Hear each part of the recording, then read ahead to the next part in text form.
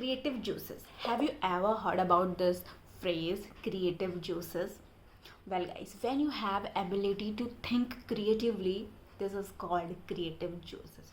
All right, so when it comes to spoken English, you should have lots of vocabulary, you should have lots of phrases and idiom so that you can express yourself in a fabulous way. So that's what in this video we are going to learn some idioms and phrases for your spoken English. So let's get started with a happy note. Number 1, under the weather. इसका मतलब होता है when you feel ill. Alright, जब हम बीमार हो, जब हमारी सेहत अच्छी ना हो, तो यहाँ पे हम इस फ्रेज का यूज़ कर सकते हैं अंडर द वेदर. ऑलराइट, चलिए एग्जांपल देखते हैं. I am still feeling under the weather means मुझे अभी भी सही फील नहीं हो रहा है, मेरी तबीयत सही नहीं है. Alright. Number 2, beat around the bush. इसका मतलब होता है to avoid talking what is important actually. Alright, जो इंपॉर्टेंट चीज़ें हैं उसके बारे में बिल्कुल भी डिस्कस नहीं करना है और इधर उधर की चीज़ों को बोलना है.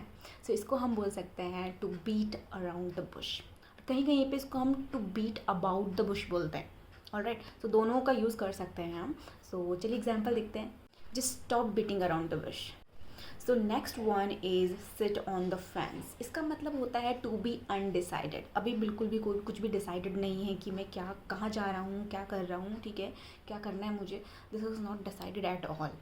चलिए एग्जाम्पल देखते हैं. आप बोल सकते हैं I am still sitting on the fence about whether I am going two by that car और not.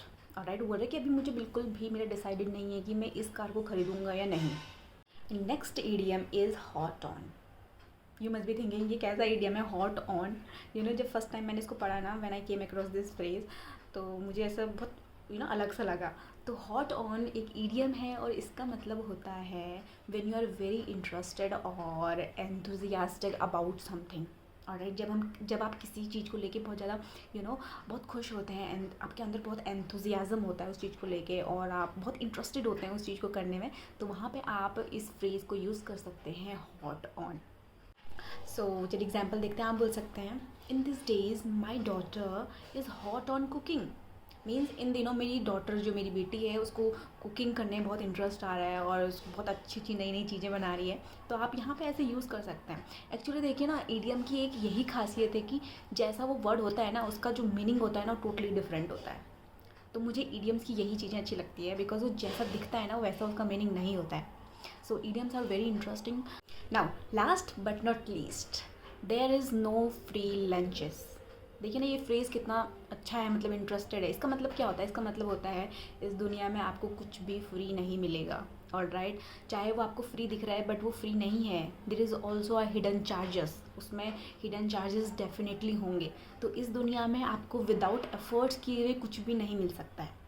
So there is no free lunches in this world. All right, so guys, that's all for today, and it's been long time that I didn't make any video because I have been under the weather, but right now I am fine. So that's all for today. और आपको आज की idioms पसंद आई होंगी. Hope आप इसको use करेंगे अपने कॉन्वर्सेशन में, बिकॉज जितना हम यूज़ करते हैं ना इन चीज़ों को, उतना हमारे माइंड में रहते हैं. अगर हम इनको छोड़ देंगे तो फिर ये हमारे माइंड से वॉश आउट हो जाएंगे. So use it every day, use it in your conversation. The more you use it, the more you get your creative juices. So that's all for today. Thank you for watching.